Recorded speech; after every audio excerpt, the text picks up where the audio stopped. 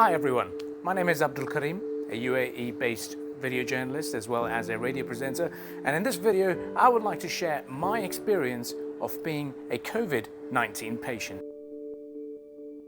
Thankfully I was asymptomatic throughout the time, and this video is going to be a little bit of a COVID-19 diary of what I got up to on my 14 days of home quarantine, as well as what precautions I took, what measures I took in my own room, and what I got up to in terms of making sure that my surroundings are safe, as well as why it is so important to be taking this very seriously. So grab a seat, and it's going to be a bit of a story.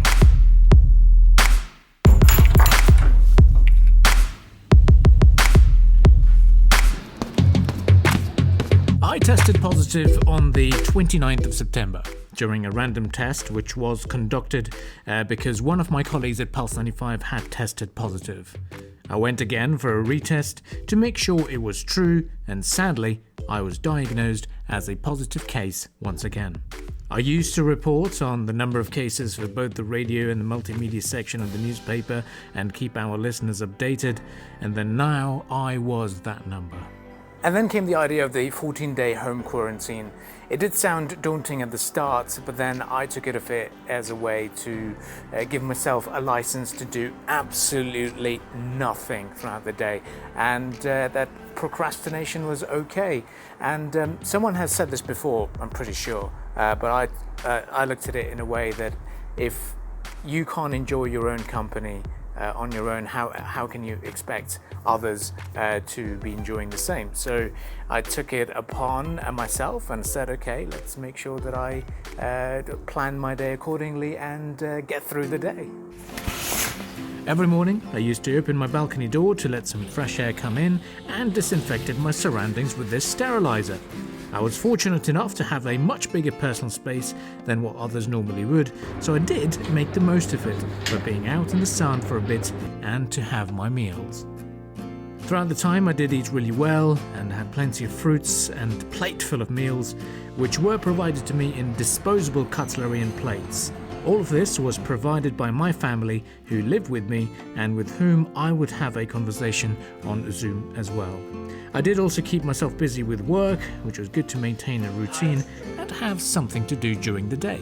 I have to tell you though that I did get very, very spoiled by my friends and family, and I really enjoyed all the presents that came my way.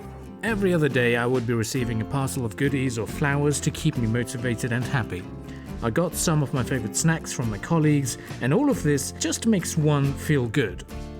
Though the 14 days seemed pretty tiresome to be on your own and then relaxing at times, the worst bit was accumulation of rubbish in the room.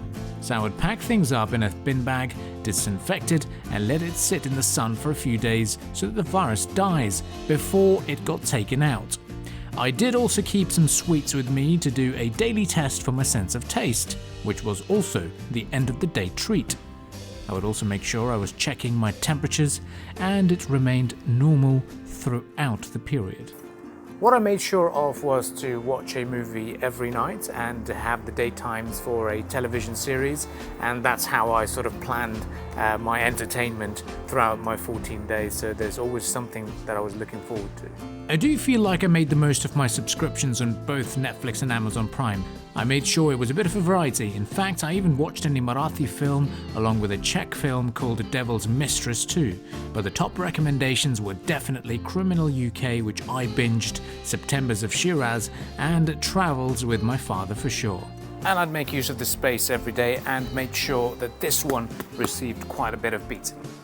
I did make sure I was training well with some skipping, boxing and general workout during the evenings to make sure I don't end up being sleepy, and a bit of damage control from all the overindulgence. I also believe that I remained asymptomatic because I did have a focus on my fitness and kept myself busy over the last 6 months with boxing and working out regularly. One thing I was certainly quite concerned about is that one of my friends in the UK, who is also a doctor, told me that these symptoms get worse between days 7 to 10, so I should be taking a little bit more easy leading up to those days, which I did.